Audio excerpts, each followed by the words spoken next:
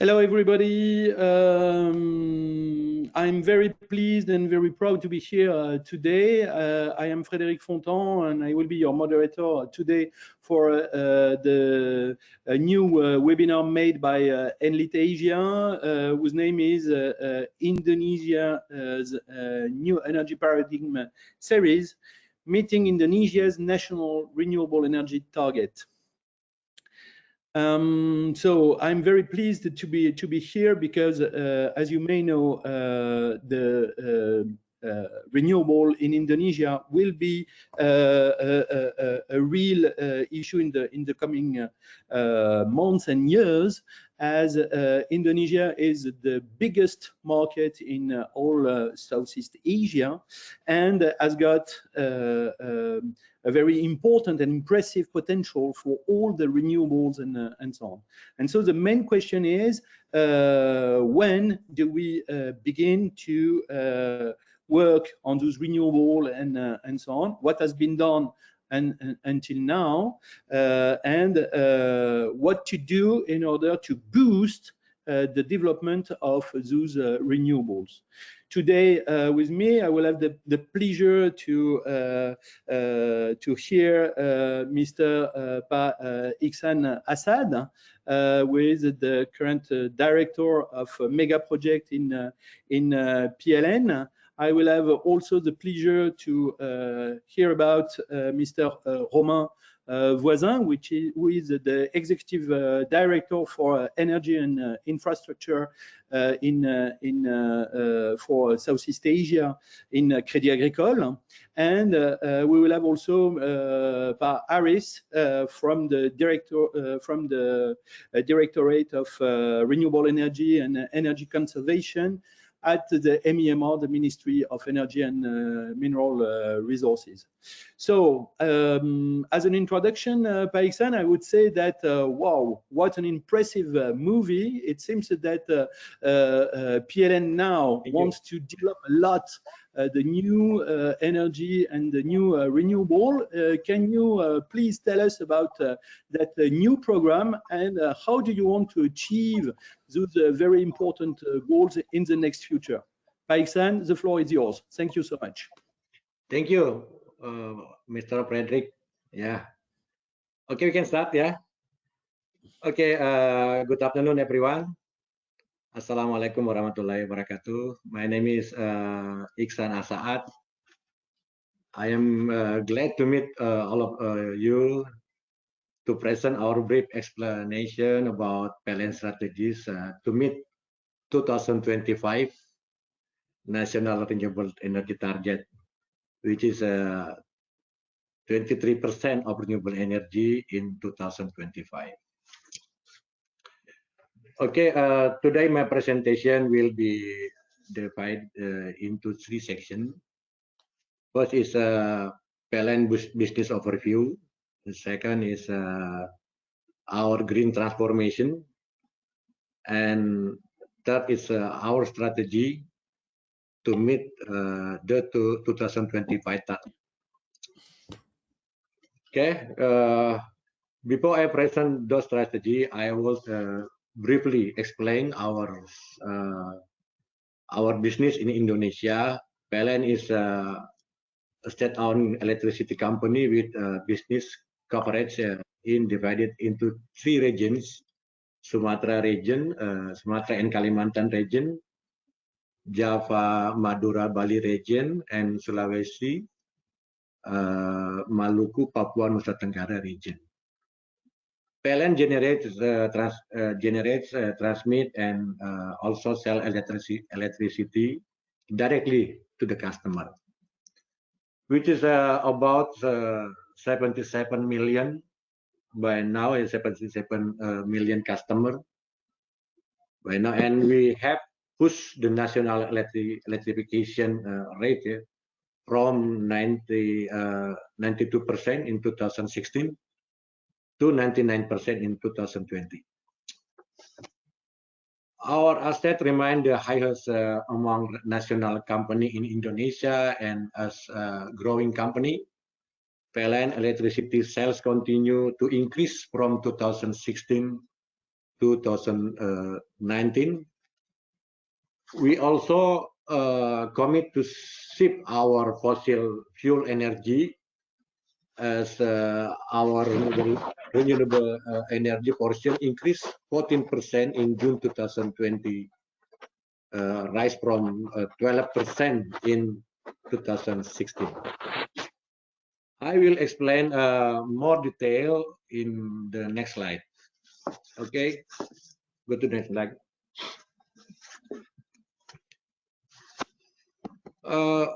Renewable energy mix, yeah. This slide show the actual generation of our energy mix in June 2020. To support government target in 2025, PLN continue to push renewable energy mix even higher. Today, our renewable energy mix is 14%, which mostly come from hydropower and geothermal development. The gap is still high, around 9% and 19 gigawatt needs to be added until 2025. While solar PV, biomass, and wind will take more part as their inclusion in our strategy to close the target gap. Please go to the next slide. To support development of renewable energy as well as electricity demand up to 2025, PLN has started the green transformation consisting the development of renewable energy plan based on RUPTL. Green booster through co-firing, diesel plant replacement, and solar PV, and also development of large-scale hydropower. The renewable energy development is our mid and long-term plan, or we call RJPP, Rencana Jangka Panjang, will add around 5 gigawatt. And green booster cell at 3.5 gigawatt. And also large-scale renewable will add 3.6 gigawatt today. Today is installed capacity. The first is co-firing. Actually, co-firing has been broadly applied in global power generation, but in Indonesia, this scheme is relatively new. We have around 18 gigawatt coal power plant suitable to be mixed with biomass. In first phase, we have successfully operated our PLTU, our coal power plant in Python, 800 megawatt using mixture of 5% soda as biomass. Further, we will commercialize 3 more power plant, like a coal power plant in Jeranjang, coal power plant Ketapang, and also coal power plant in Tembilahan, Sumatra.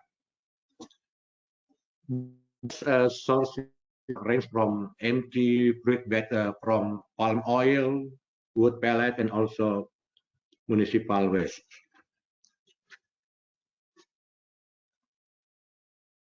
Please go to the next slide. Solar PV, solar photovoltaic. Solar photovoltaic price has been continuously decreased and become more and more competitive with fossil plant. In early 2020, we have managed to sign our cheapest solar PV with floating technology about 5.8 cent US dollar for 145 megawatt. Whether we want to reduce investment cost from land acquisition, we have identified several ex-mining land to be converted as solar farm. 4 regions have been identified, including West and South Sumatra, and South and East Kalimantan with total 435 megawatt to be developed. And the third is about the digitalization. Indonesia is a non-archipelago island, and to electrify small island and remote region, we had to install 5,200 diesel plant. Eventually, our production costs spike up. Pak Rizky, go to next slide, Pak. We're talking about the digitalization. Next, I see next slide. Yeah. This one, this our map of diesel in Indonesia. Yeah. Yeah. Yeah. Eventually, our production costs spike up. Today, we will replace diesel plant with renewable energy and hybrid with biomass and also solar photovoltaic. We have identified 200 locations with around 160 megawatt capacity to be shipped as renewable.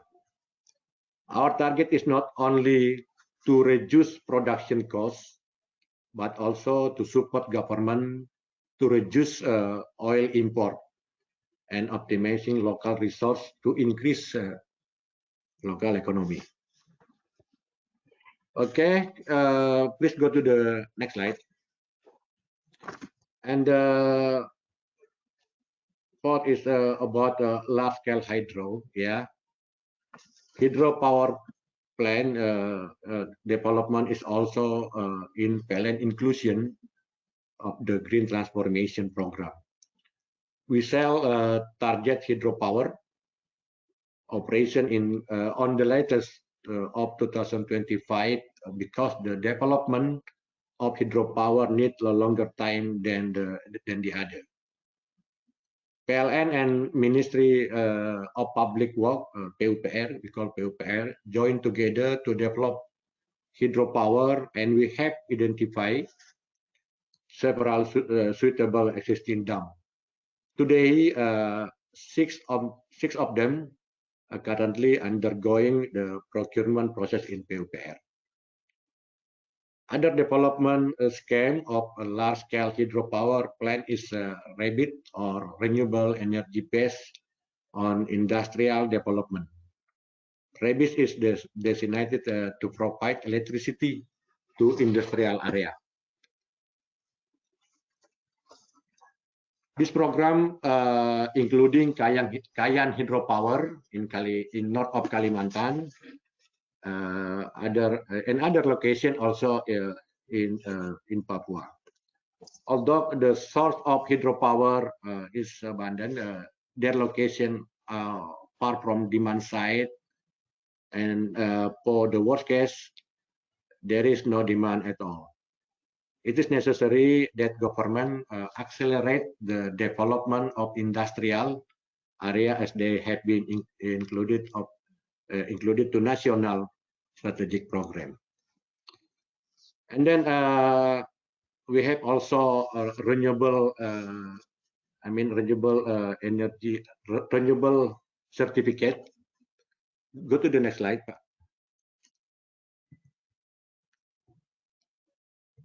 Please go to the next slide.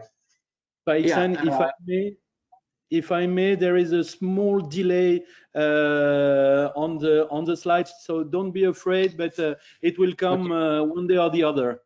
Okay, no problem. Thank you. Yeah, this is the renewable energy certificate. Also, we come to the last slide. Yeah, in order to support the acceleration of renewable energy usage, we will provide renewable energy certificate for our customer, as well as carbon credit. We want to acknowledge our customer who commit on using green energy. every 1 megawatt hour usage of our energy, we will provide 1 unit of renewable energy certificate. Hopefully, this incentive will increase our customer commitment to using more and more green energy, and eventually motivate PLN to support government achieving national renewable energy target in 2025, which is 23%. I think that that is all from PLN. We may conclude that all above strategies so that PLN cannot work alone to achieve the target. PLN needs support from stakeholder, from government, local authorities, as well as investor. Thank you very much for your attention. Please, Pak. Thank Frederick. you so much, Pak Iksan, for your very interesting presentation. Now I think actually that Pak Haris did arrive. So selamat siang, Pak Haris. Welcome on board. I'm very glad to see you again today. Welcome, Pak Haris. Webinar. Thank you, Pak. And I give you the floor to make your own presentation. So terima kasih banyak. Terima kasih banyak. Thank you very much. So who is provide my presentation?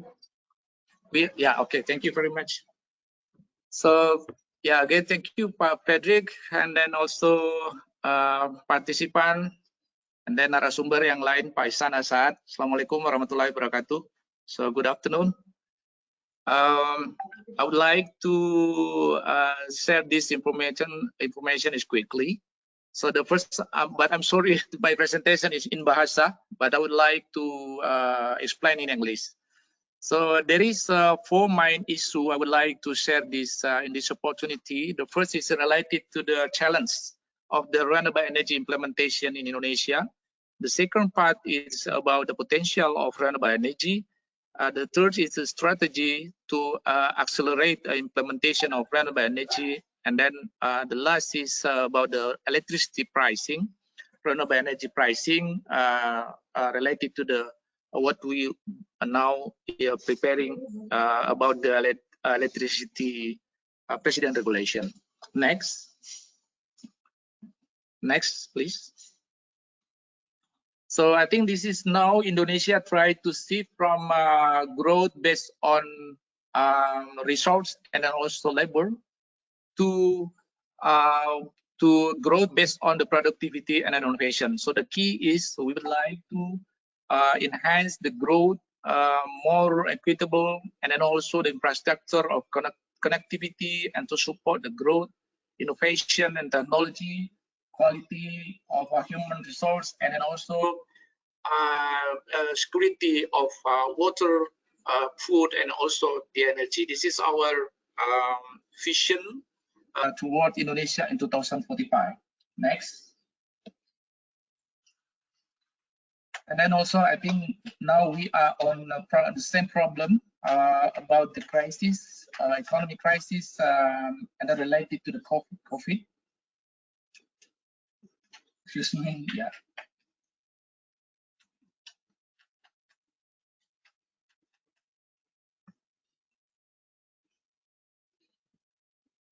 Yeah.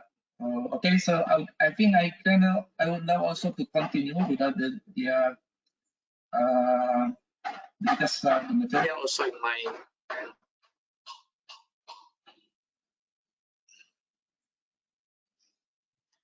Yeah. Beside the COVID-19 impact to the energy demand is now we have a problem because the demand is decreased about maybe until 10% below 2019 demand. So I think this has a very significant impact in the supply side. And I would like also to share, to share related to the what we already has also problem now related to the dependency on fossil fuel. So until today, we are still consume about more than 30% of oil, and then also coal about more than 30% also, and gas also less than 30%. But for the renewable energy, we just has only about 9.15% by 2019. So this situation is still, it's mean we are still has a very big gap between realization and also the target for the renewable energy implementation. So yeah, next please. Next, yeah. So I think this is the picture of what we already achieved now in 2019. So for renewable energy, about 9.15%. For the coal, about 37%, and oil 33%, and gas 20%. So the target is you can see in the middle picture. So this is our target for renewable energy, 23%, and then for the oil is about 25% by 2025, and then we are also has the long-term target until 2050. So we are also has the target for the how much the capacity of power plant. Now we are on progress for 69.7 gigawatt, but our target in 2025 is about 115 gigawatt. And then yeah, this is our target. Next please.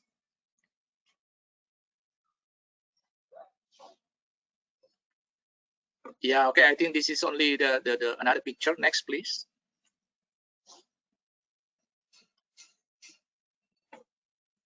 Next please. Hello.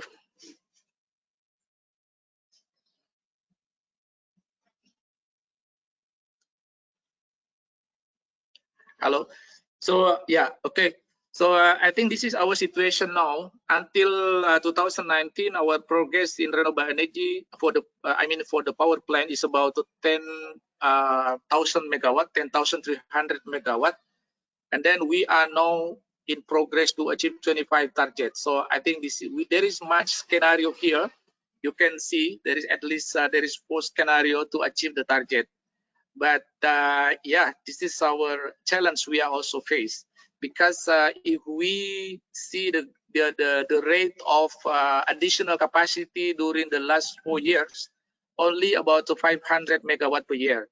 So now we are only have about five years. So that means our achievement less than maybe only about 2,500 megawatt. So this is still less than what we already predicted, about 9,000 megawatt. And then this is related to the capacity, the potential of renewable energy we have. So we are still have a more than 400 gigawatt potential, but now, like I mentioned before, we just has about 10,000 megawatt. Next, please. So we are still have much potential. Next, please.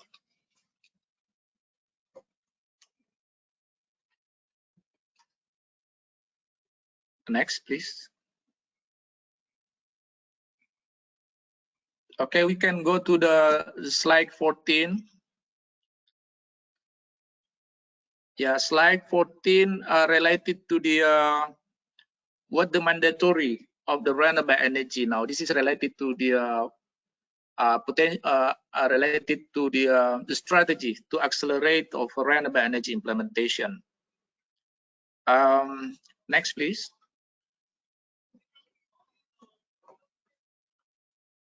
Next, please. Yeah, okay. So now we are on progress. I think if you can move to the next slide. If we see our national policy actually to accelerate this renewable energy, we have a very strong regulation actually under law on energy, law number 30 2015, 2017 about the energy, there is a mandatory for in the supply side and also in the demand side. And we are also already commit to reduce emission by 29% in 2030. So the volume of climate change, for the emission reduction, we targeted to reduce in 2030 is about 870 million ton CO2 emission.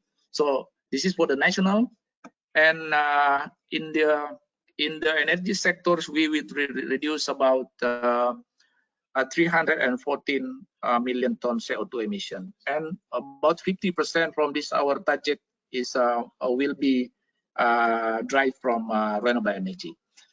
Yeah, okay. This is our effort to achieve the target for renewable energy. First is create the energy system for the future that clean, sustainable, based on renewable energy and energy efficiency to support the economic development, and then also to provide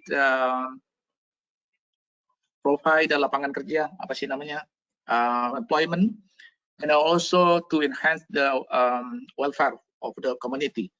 And we are also, from this effort, we are also try to enhance, enforce the regulation and the policy to support the level playing field for the renewable energy by revise and for the regulation and also law related to renewable energy.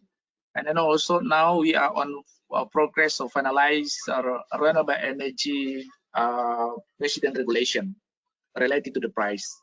And we are also trying to develop a roadmap to develop renewable energy and facilitate it for the low interest fund, and then also to enhance the governance. Next, please. In the strategy,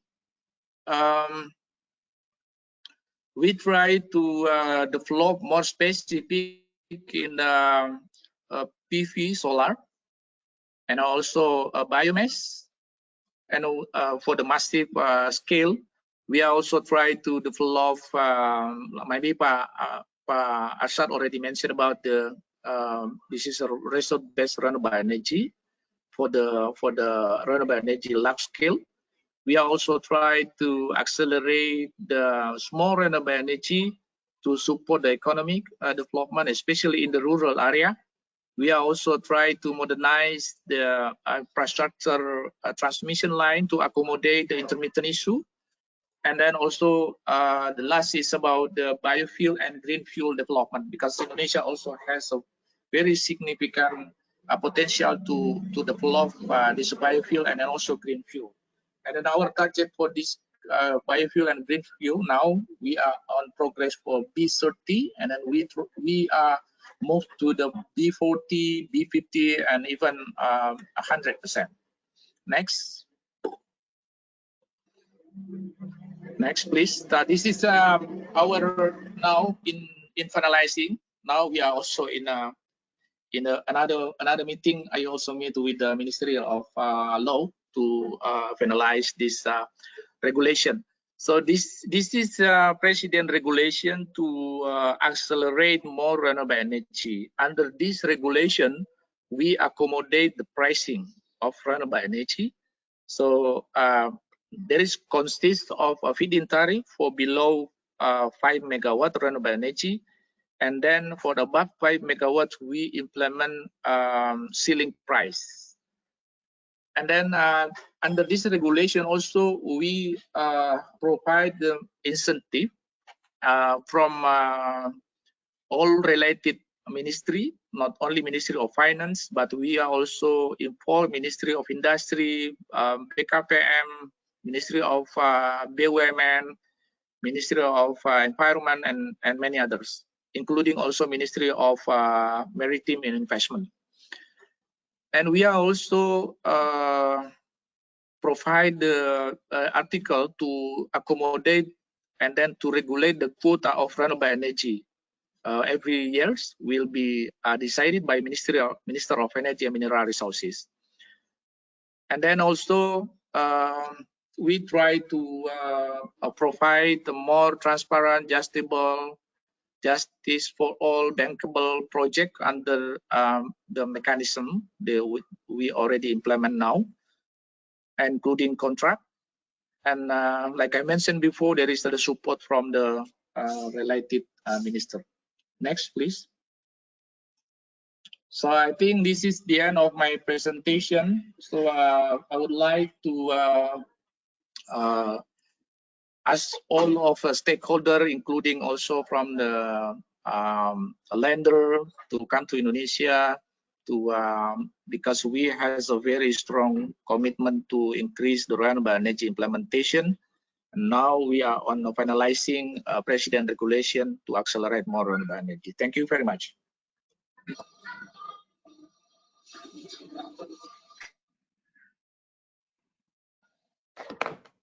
Terima kasih banyak Pak Aris. Very interesting presentation indeed. So perhaps I will take the floor right now in order to introduce myself. I am Frédéric Fontan, the moderator, but also the chairman of one association whose name is FREGI. French Renewable Energy Group, and the representative of EDF in Indonesia. So I will say a few words in the presentation, and then I will let the floor to Romain Voisin, the executive director for energy and infrastructure in Crédit Agricole Bank, in order to have his view on the market in Indonesia. Can we have the slides, please? Thank you so much, Ashley. So, as an introduction, as I said, I am the chairman of the FREGI. FREGI, who is FREGI? FREGI, in fact, is a group, the French Renewable Energy Group of Indonesia, of French companies. Next slide, please. Next. Thank you. FREGI so is a group of more than 40 different companies that are either present in Indonesia or want to be here in order to promote and develop French renewable energy solutions in Indonesia. Our mission is mainly to try to bring together French stakeholders in renewable energy under a common banner and try to develop some project, either big or even smaller project in Indonesia, to share our knowledge and expertise. Expertise means that it will go from, let's say, solar PV to wind energy, passing by think smart grids, but also tidal energy, etc., etc. EDF, next slide, please, is a part of the FREGI, but we are also a utility, and we are very glad to be here in Indonesia, as we had a very long relationship together with PLN since the early 70s or 80s. I don't remember. Paixan will correct me if I'm wrong. We are also a European utility with, let's say, some 120,000 megawatts of installed capacity all over the world. mainly in France, then in Europe, then in the rest of the world. We are present in Asia through big dams and CCGTs in Laos and Vietnam, and we aim to be present in Indonesia, as our motto, our goal is first of all to support PLN and to work together with PLN in some very big projects, but also to be an investor in renewable energy such as wind or solar. And last but not least, we want also to share our knowledge in developing microgrids, mainly in the eastern part of Indonesia. Our next slide. Concerning the renewables, our armored wing is EDF Renewable, our 100% subsidiary based in France, but with a lot of assets in Northern America, more than 5 gigawatts, in Europe, 4.5 gigawatts, Southern America, 1,000 megawatts, and Africa, Middle East, and Asia, mainly, I would say Central Asia, that is to say China and India, is 1,400 megawatts. And now I'm pretty glad to and yes, and last but not least, I would talk also about our last project that we won together with Mazda in Abu Dhabi and the Chinese company Jinko Power, concerning the well, for the time being, the most important solar farm in the world, with more than 2,000 megawatts, 2 gigawatts, with a tariff or a LCOE of 1.35 cents USD per kilowatt hour. Now, what we do want here in Indonesia as Fregi, but also as EDF, is to try to develop some original systems that could fit with the requirements of Indonesia, to work together with PLN, obviously, and the ministry in order to develop all of that, in order to boost a bit what has been done until now. Because what we've seen in the last years, next slide, please. What we've seen in the last 2 years, that is to say 2018 and 2019. I won't talk about 2020 because due to the COVID-19, the situation is a bit particular, I would say. Is the fact that some countries of the region are quite developing their potential in renewables and their assets in renewables. Let's talk about Thailand, that in 2 years developed more than 4.5 gigawatt of new installed capacity, either in solar or wind. It's the same for Vietnam, with more than 5 gigawatts of installed capacity. In Philippines, whereas 1.5 gigawatt. In Malaysia, we are around 1 gigawatt, and so on. And so in Indonesia, it seems that for the time being, the development has been quite small, despite the fact, 2 things, because we have to have it in mind always. The fact that Indonesia is the biggest electric market in Southeast Asia, more than 256 terawatt-hour of electricity sold in 2018, and with the most important potential, we've heard with both Pa Haris and Pa Iksan about solar and wind, but we can talk about also biomass, we can talk about geothermal and so on. So the potential is really huge, and so it seems that for the time being there are some entry barriers that make that at the end of the day, it's quite difficult to implement and develop some projects in Indonesia. And so we have the chance to have Romain Voisin, who is the executive director of Crédit Agricole for energy and infrastructure in Southeast Asia. So Romain, I will give you the floor in order to introduce yourself. But I would have another question after knowing more about Crédit Agricole, which is, on your view, as a lender, as a banker, what should we do in Indonesia in order to develop much more the renewables in the coming years? Thank you so much. Please, Romain, the floor is yours. Thank you, Frederick. Hopefully, I can be heard and seen. And if nobody shouts at me, I'll take this as a yes. I'll try and catch up for time. I think we're a little behind, but so I'll just deliver this presentation rather quickly, and then we can move on to the panel discussion. Good.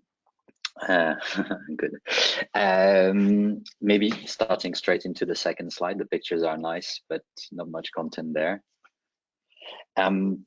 So just in a nutshell, the company I work with, Crédit Agricole. So just what it is, it's one of the largest banks in the world, a French bank, and of course our activities span across the typical financial service scope. So we have retail banking and insurance. We are the biggest in Europe in this space. Asset management, we're one of the 10 biggest asset managers in the world. And of course, corporate investment bank, which is where I sit. We're present in 47 countries, of course, including Indonesia, where we have an office and are rather active, including, of course, in the power sector, and have north of 50 million customers. So moving on to the next slide, a bit more relevant to the topic today, is the fact that Crédit Agricole is in fact known as the Green Bank and very dedicated to renewable energy and energy transition. So we've supported and financed around 55,000 megawatts of development of renewable energy projects in the world to date, and that includes about 6,000 megawatts in Asia. So that's very significant. So we have clients developing and investing into renewable projects pretty much everywhere in Asia and in the world. And beyond renewable energy projects, we're also very dedicated to energy transition and green finance. So that's been a key focus of the bank. We're one of the founder of the green bond principles, and have been the leading arranger of green bonds ever since, except for that glitch last year where for some reason we ended up #2 globally, but I think we're on track to be back to #1 this year. So back to a normal world despite COVID. Jumping into the next slide, which slightly doubles with or overlaps with what Frederick's already covered. So I'll go very quickly around that, but that's a snapshot of all the key countries in the region and how far they've gotten in developing renewable energy. And of course, one thing that jumps right away from this comparison is that in Indonesia, you have meaningful hydro and geothermal capacity installed, but that these are the traditional and historical renewable energy sources. But in terms of solar and wind, we see that in the past few years, other countries in the region have been quite successful at rapidly developing capacity, whereas in Indonesia, it remains very small. So it's very good to hear of more ambitious targets, and certainly as a bank, we're extremely keen to support these developments and have strong appetite for it. Just going a little bit deeper into Southeast Asia and the rest of the countries compared to Indonesia, and I'm moving into the following slide here. I just wanted to highlight a few things, what we observe and potentially partially explain some of the differences. There are the charts there that compares levelized cost of electricity across 5 Southeast Asian countries, one thing that that can be noted right away and probably partially explain where we are today is of course the fact that Indonesia has been blessed with significant natural resources, including coal, and therefore has access to very competitive electricity generated from coal. So when you look at levelized cost of electricity per fuel source, coal in Indonesia ends up much lower than the typical renewable energy sources. So that's been, I guess, a hindrance in developing renewable energy, and it's less the case in the other countries to which it's being compared. A few comments on that, though, which is, of course, that in particular, solar and wind technology has been going cheaper and cheaper over time, over the past decades, and therefore that levelized cost of electricity has reduced. And of course, in every country, it goes down further as the volume of projects being implemented in that sector increases. So there are economies of scale and supply chain optimization that take place, which allow convergence. And also a very important point that's more, I guess, the lender speaking, but a very important point and part of cost of electricity, because electricity generation is so capital intensive, is cost of capital. And from that perspective, with increasingly all the major banks of this world moving into no longer financing coal and being very focused on renewable energy, the cost of capital for thermal project and coal in particular is going to increase. So so in that sense, the differential of cost is going to narrow down from both ends, with renewable energy becoming cheaper and cheaper, and actually thermal energy becoming dear, at least for cost of capital reasons. That's one aspect. I mean, another interesting thing that I wanted to highlight across those countries is the approach to procurement of renewable energy, because what we've typically seen as being the most successful often starts with a feed-in tariff type approach, where which allows two things. Generally goes with a set volume of projects being allocated and being to be awarded, and which allows investors, financiers, and all stakeholders really to have in mind a pipeline and a focus that drives investment of time and resources. So that's key. And of course, visibility on return through feed-in tariff. And typically the steps we've seen in many of these countries is to start off a feed-in tariff and then move to an auction type system. Whereas Indonesia has been more taking the approach of tariff ceiling, and perhaps that's part of the reason why it's taken off slower in terms, in particular, of wind and solar projects and solar capacity so far. I guess that's partially addressing Frederick's question as well, but I think we can dive into more detail as we go into the panel. But I think I'll leave it there for the introduction, and maybe I'll hand it back to you, Frederick.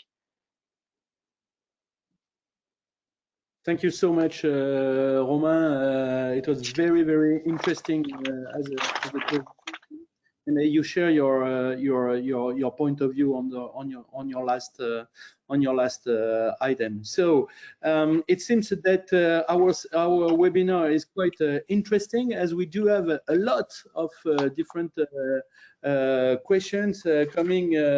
It's so fast that I can merely check the questions and so on. So in fact, we do have different types of questions related to what has been presented by Pahiksan, questions related to what has been presented by Paharis, and obviously some questions related to what has been presented by Romain on all of that. In order to try to begin with the debate and so on, perhaps we could begin with Paixhan, as he was the first in presenting his presentation, in delivering his presentation. So Paixhan, there is one comment and one question that is quite popular here. That is to say that did you learn from the lesson from current strategy implementation? It seems that the target seems to be very huge, as in order to comply with the 23% of renewable by 2025, it seems that in the coming years there will be a large gap to fulfill. What is your view on that? How do you manage that difficulty? And what is the lesson learned from what has been done until now in the development of renewable, Paixhan? Yeah, thank you, Pak Hendrik. Yeah, as we call it in the presentation, yeah, my presentation, to achieve 2025 RE target in Indonesia, need to get between current target and actualization, yeah, and also achieve an additional 12.1 gigawatt in the next 5 years. Yeah. To do so, PLN has identified 3 set initiative. The one is deliver our program we call rencana panjang, ya, rencana jangka panjang is the total our target is this project is around 5 gigawatt. And then like I mentioned before that our target to is launch green booster. Yeah, green booster is how to accelerate our solar PV in floating, yeah, like floating solar, yeah, because in Indonesia we have many dam, yeah. Yeah, this is our goal also to reduce the cost of land acquisition, and that is develop large renewable energy. In the current situation, we still prepare, yeah, to replace, yeah, 5,200, 5,600 diesel, yeah, in the remote area. In there are in 2,200 location, I think. Yeah, yeah. This is our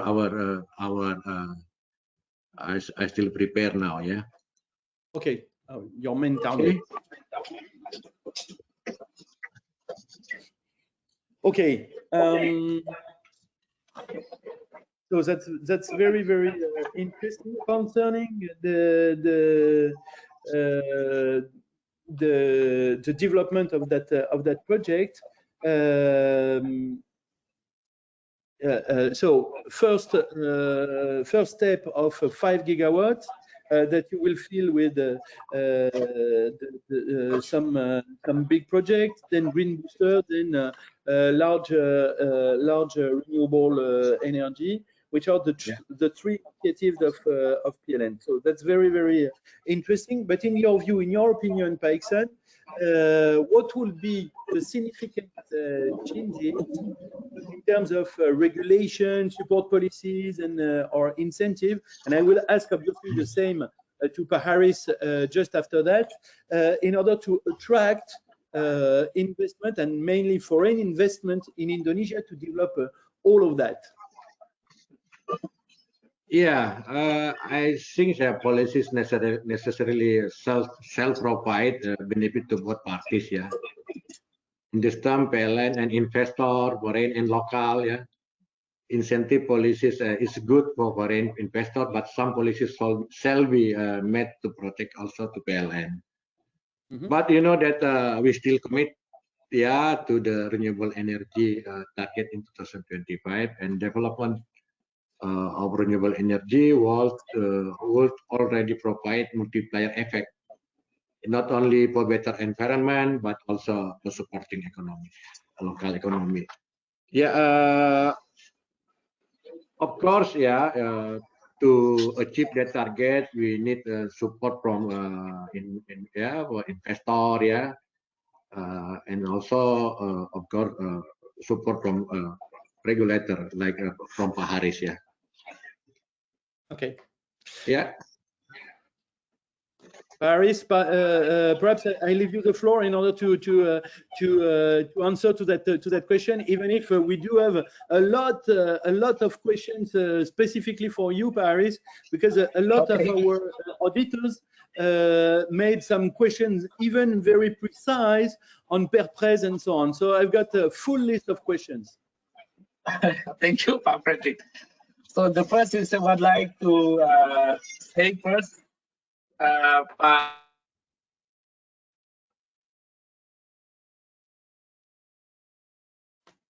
beside yes, we lost you. It seems we lost you. Please, Pa. Okay. Already? Yeah, hello? It's okay. Okay, perfect. Okay. Thank you very much. So the first I would like to say that Pak Isan already mentioned about what the PLN will do during this for the until 2025, and like Pak Isan already mentioned about there is additional maybe more than 5.5 gigawatt until 2025. And actually, in our national midterm planning, so actually we targeted to achieve 9,000 megawatt until 2024. So before 2025, this is also we try to develop to achieve the target 23%. And we predicted that not only PLN as the main player for the supply side, but we are also give the opportunity for another parties. I mean, there is another potential from the private company. They are also interested to develop renewable energy integrated to the industrial development.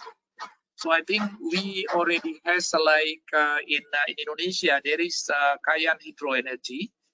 They have a potential to develop until 9,000 megawatt hydro to support their own industrial development area. So I think this is also one of we try to do. And another challenge is related to the solar rooftop. So now, yes, we or actually we already has also regulation to support this kind renewable energy implementation, but now we are still low in implementation. Only about 2,300 household or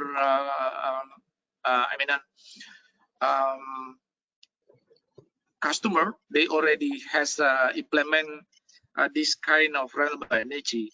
But I think we are now also trying to do the massive program for this kind of renewable energy. And I think this is also very big impact for the renewable energy implementation. Okay. Related to the regulation, related to the regulation, now actually the existing regulation, it seemed that not so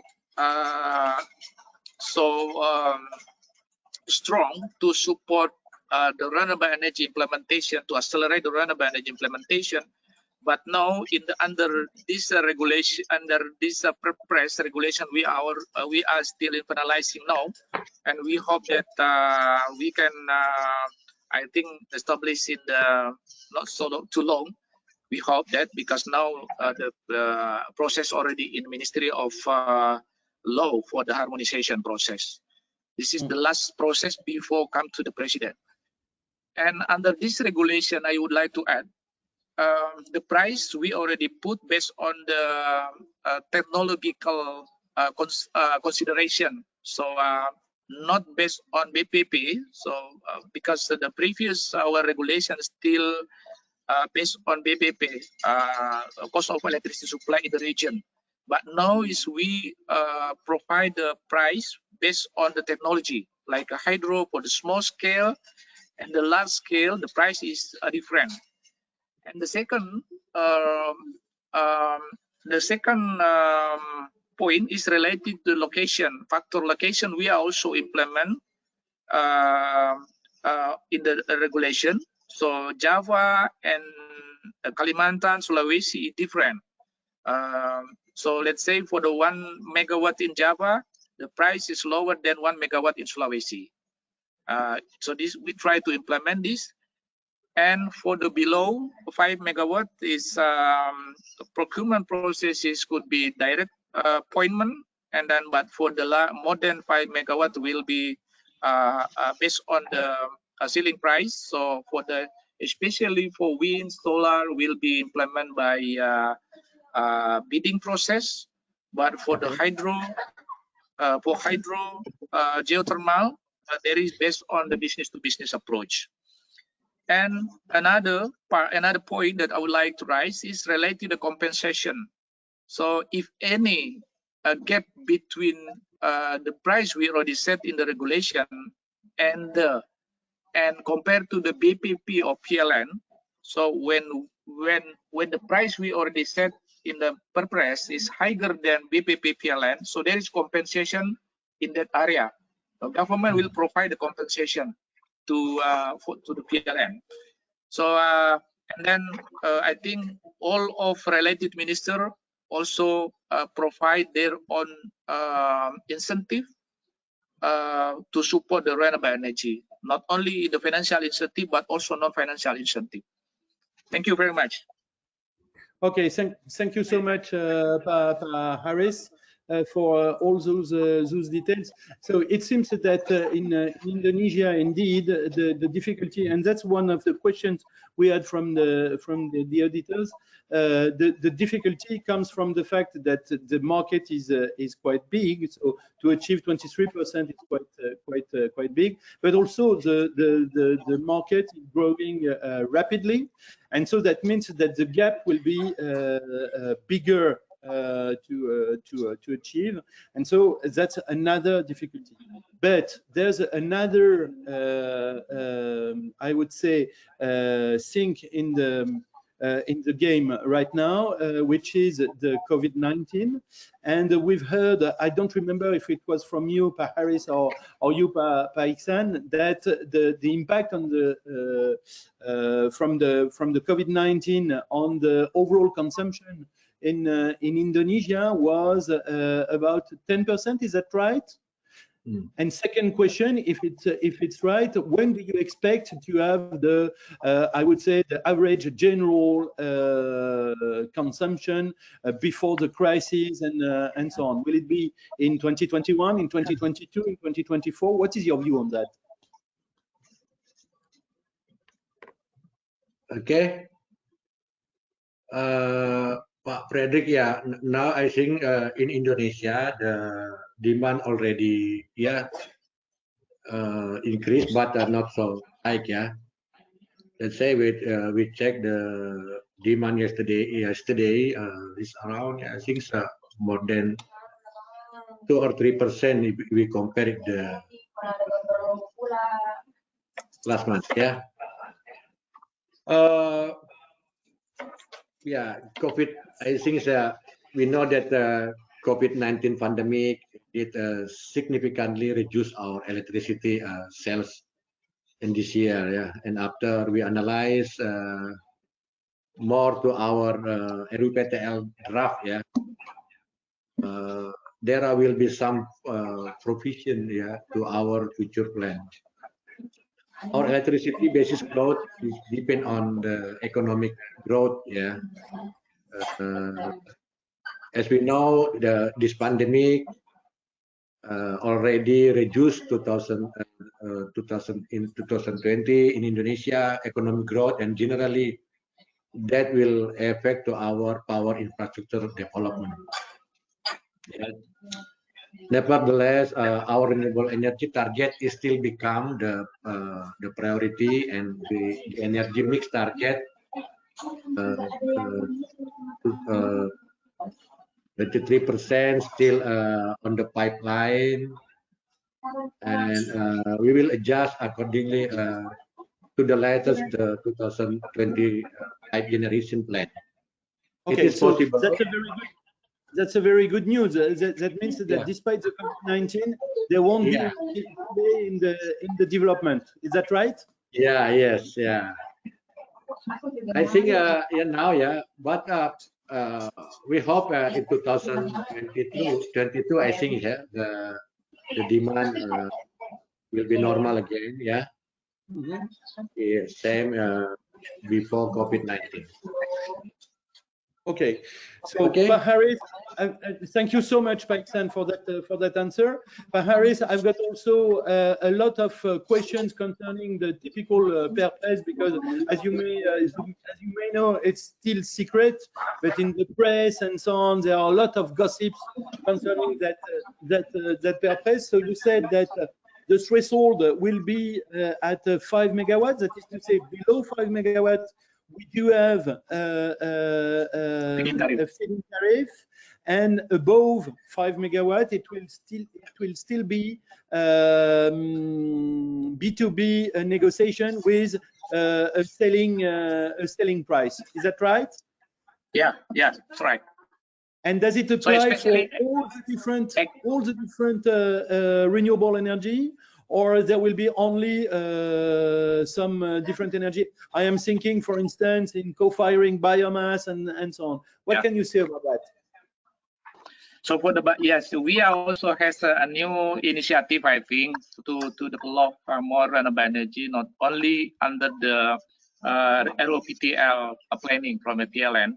So I think Pak Iksan already mentioned also related to co-firing. Co-firing is not included yet in the ROPTL, but I think this is a new initiative to accelerate more renewable energy implementation. So because I think this is the cheapest way to accelerate renewable energy in terms of Indonesia case, because we have so much potential for biomass, and then we are also using a big portion of a coal power plant. So I think we are already has targeted Pak Iksan, yeah, so about 1,000 megawatt or more for the co-firing. Yeah, so I think this is a good potential for us to implement this kind of renewable energy implementation. And I think there is also a big potential to replace or reduce the use of diesel in the remote area, because like Pak Iksan already mentioned, 2,600 megawatts still in operation from PLN and also from a private company. And then we try to reduce this kind of energy by introducing the biomass, and also using the technology PV and also wind hybrid system. So I think we are on also progress to develop this program. Okay, that's very, very interesting. Romain, I've got also a question for you, Romain. That is to say that I said on the beginning of the discussion that despite its huge potential, Indonesia seems to be what some journalists in the United States said as the sleeping giant for renewable and so on. On your opinion, Romain, what do you think should be done in terms of regulation and so on in order to attract more foreign investors and so on? Because as you said, you've got a full vision of what has been done from Crédit Agricole all over the world. what, on your view, is lacking in Indonesia to attract more and more and then to develop more and more projects? What is your view on that? Sure. I mean, maybe starting with the obvious and what we look at from the banking perspective, which is bankability in the strictest sense. And I think bankability is not fundamentally the issue here in Indonesia, because PLN is a name that is widely accepted as off-taker by all banks, and in fact has been a very it's been a very strong story. I mean, power project in Indonesia on the back of PLN offtake for 20, 30 years, and the PPA has evolved over time, of course, but generally remains well known, bankable, strong, with a good risk allocation. That is of course provided that you limit the number of new tweaks you want in it at every step of the way. But so I don't think risk appetite is fundamentally the reason. I think and maybe coming back to some of the points I was making earlier, one of the area I guess has been around tariff, and I think it's very good to hear that in some circumstances tariffs higher than BPP will be allowed, and that there'll be a mechanism whereby PLN will get support from government to compensate for that top up that they need to make, because I think that will do wonders to align all stakeholders, and I think that's in a way not too dissimilar to what we've seen in some other places in the world. I mean, there are so many ways to achieve that funding, but I think to kickstart renewable energy, especially in a country like Indonesia, where thermal power is very competitive because there's local coal that is very competitive. I think at the beginning, having that ability to get some sort of subsidy and support financially behind renewables allows to sort of get the engine running, and then as more projects come, renewables do become more competitive because you got economies of scale, you got supply chain getting put in place. Now, from a bankability perspective, but more generally investors' appetite, I do think as well that clear plans with volumes are very helpful.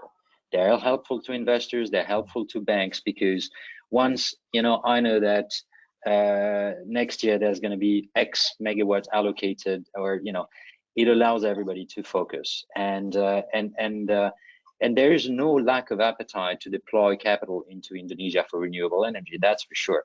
Now the question is, everybody has limited even human resources, so if there is clear visibility that in Malaysia or in Vietnam there are these plans, and less visibility in Indonesia, then people will spend more of their time where they know what's happening very precisely. So I think all those initiatives are extremely helpful in that regard.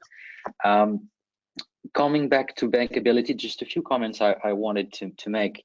As I said, PPA with PLN as a counterparty is very strong, well bankable.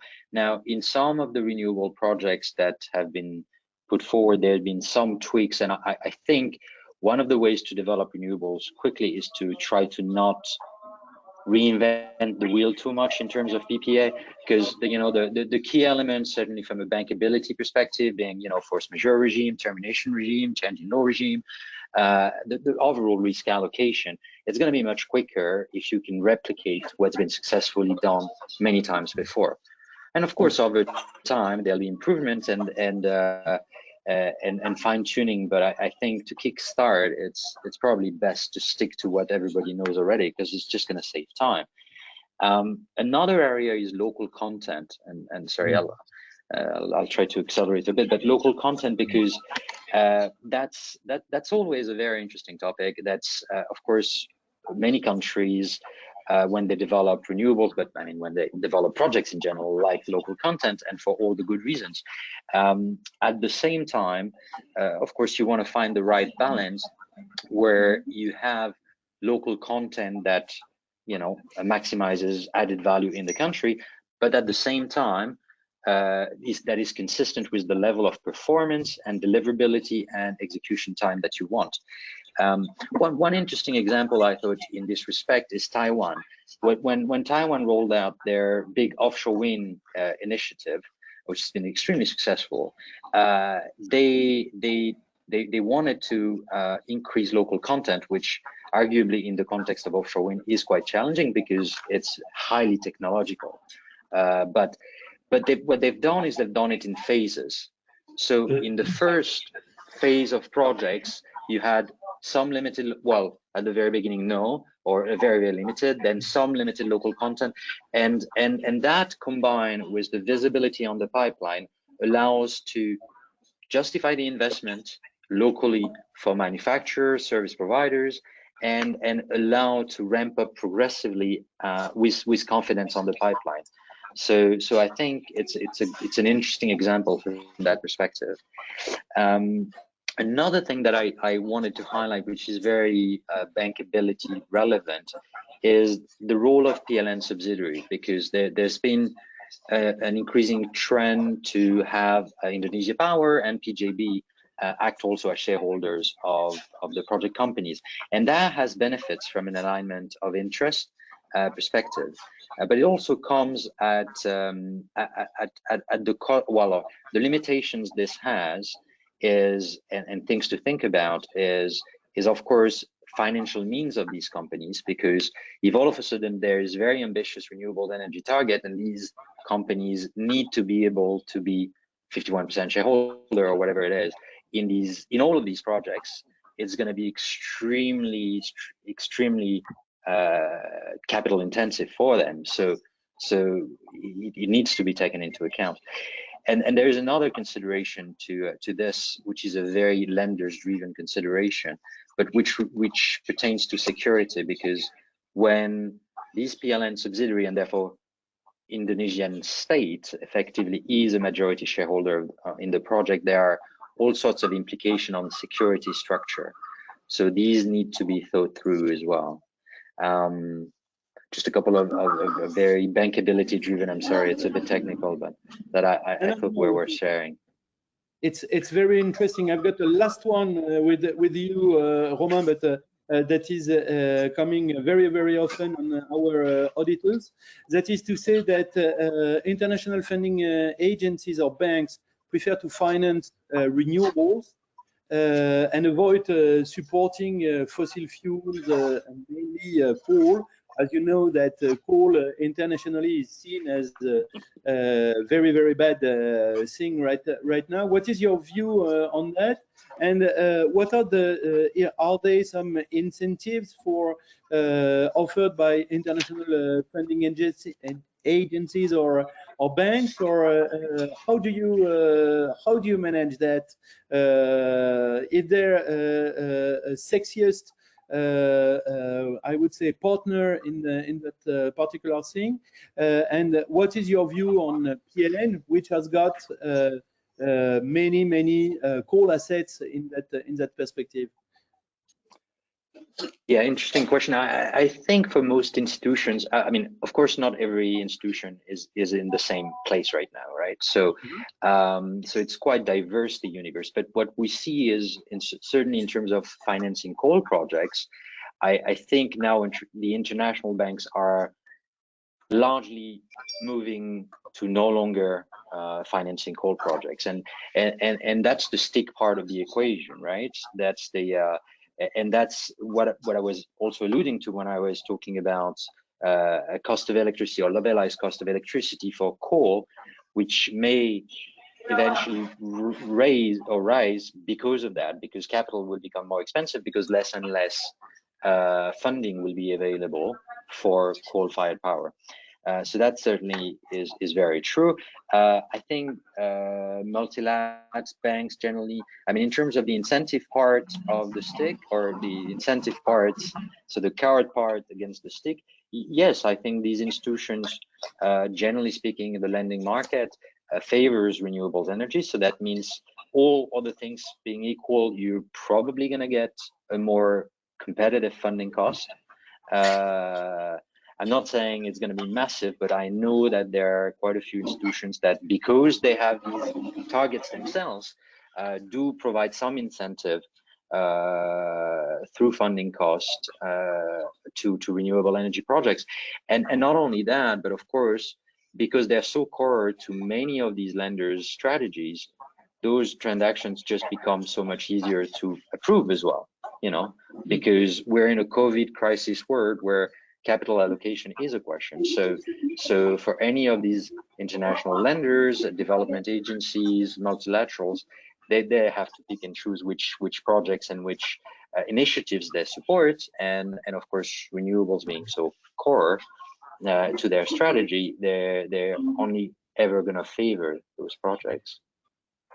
Okay, thank you so much, Romain. I would add on your previous comment concerning the bankability and so on. We as a EDF do have the same issues, but I would raise the fact that there were some big changes until now.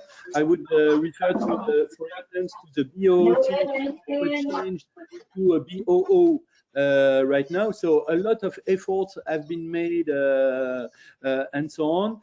That said, what we think in EDF by choosing to invest in one part of the world or the other is that there are also some clauses, for instance, in the PPAs that are still a little bit tricky and difficult to manage for us, and that's the reason why. But little by little, I think that there are a lot of progress that have been made and that will still continue, and that in the next, I hope in the next future, we'll be able to make the PPAs more bankable and in front of financial institutions. That was my own comment. I got another comment a question that has been made about biomass and so on. As Indonesia is deals mainly with agriculture and so on. We do have some experience in other countries such as Ivory Coast, but also in Southern America. Ivory Coast in biomass, where we are dealing with bench products such as waste coming from palm oil that we are burning in some biomass. And also with the coconut production, with the I would say the waste of coconut for the copra production and so on. That could be also a good fuel for biomass and so on. So yes, we can deal with the specificities of a country in order to try to develop what is really necessary for the country and what could be done in front of the existing industry or agriculture all over there. We would be more than happy to discuss all of that. By the way, Pa Haris and Pa Iksan, we do have also a lot of questions, and Pa Iksan particularly, about the famous REC, or the concerning the carbon. How will it be managed? You said by PLN, and Pa Haris, what will be the role of the ministry in that case? How can you please elaborate a bit more on this famous renewable certificate to be implemented quite soon in Indonesia? Yeah, Pa Haris or me? As you like. Yeah. Okay. So I would like to answer first. Related to the climate change, I think in renewable energy, like I mentioned before, about the 54% of our target to reduce emission, the total is 314 million tons CO2 emission will be reduced by 2030, and about more than 170 million ton will be from renewable energy. And so now, Ministry of Energy and Mineral Resources, there is no special regulation to manage this kind of potential income. But our colleague from Ministry of Environment and Forestry, now in progress to establish a president regulation related to this carbon pricing. But I don't know so far how far this regulation already in process. But I think under this regulation, they want to combine between the government portion and also a private company portion. So, but so far I don't have a detailed the regulation. Yeah, but we hope that this kind of regulation actually in our side, from the government side, this is dilemma, because one side we try to achieve the target to reduce emission, but in another side there is also interest from the private company to sell directly their own emission reduction. So I think these two kind of situation we need to get a win-win solution. Thank you, Pak. Okay, terima kasih. Pak Iksan, any word on that? Because we do have only 3 minutes for your last comment, plus all the conclusions of the different panelists. Yeah, you mean about the RAC? Yeah. Yeah, some company in Indonesia request that certificate. I think we already a member of Renewable Energy Association, yeah, who prepare the certificate. It means if any company wanna need that certificate, we can provide that, yeah, with a special tariff, I think, yeah. Like say maybe in this October, yeah, we already start to provide that certificate, because any company in Indonesia, yeah, like Unilever and the other company, needed that certificate to export to, I think, the European market. I think that it could be very, very interesting also. Some words of conclusion, Pak Iksan, at this stage, because unfortunately we've reached. Yes, thank you. This is discussions more deeply we discuss about how to achieve that target. This is challenging, yeah, but PLN also needed support by other regulation, like from government and also from you, yeah, investor, lenders, yeah. We need support, yeah, to achieve that target. Yeah. And we will try come to Indonesia to work together, yeah, to achieve the target. Because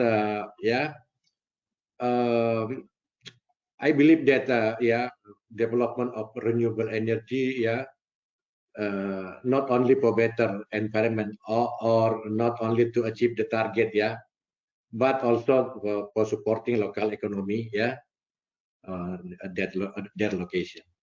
Thank you very much. Thank you so much. Paris, some words, perhaps?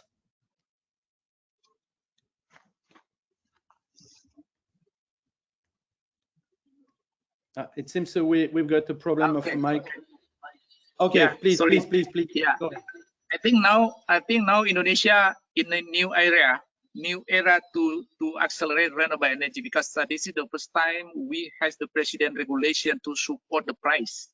Previously, we just has a pricing regulation under the minister level, and then this is not so effective to accelerate. So now we has a president regulation, and then under this president regulation, there is a support from many ministry related to renewable energy. So I think based on this situation, we predicted that renewable energy implementation will be promising in Indonesia. So now we are yes, because we have a target for renewable energy, we also have target for emission reduction, and now we provide the more I think more interest situation for development of renewable energy compared to before. Okay, thank you so much. Romain, some words? No, I mean, very quickly, I think speaking on behalf, I guess, on the lending community, but we've been very happy supporting Indonesia through the thermal phase of the power space over the last 30 years, and very excited and looking forward to supporting Indonesia in the renewable space going forwards. Very excited and optimistic about that. Thank you so much. And I've got only 10 seconds as a conclusion. For me, it's also the same. That is to say that we are now in a new era. So let's hope it will work in the coming days, weeks, and months. And I would say that as you say in Indonesia, bersama kita bisa, that means that we all have a place, I do think, in the game, and let's hope we will have fruitful cooperations all together. Thank you so much. Terima kasih banyak for that webinar.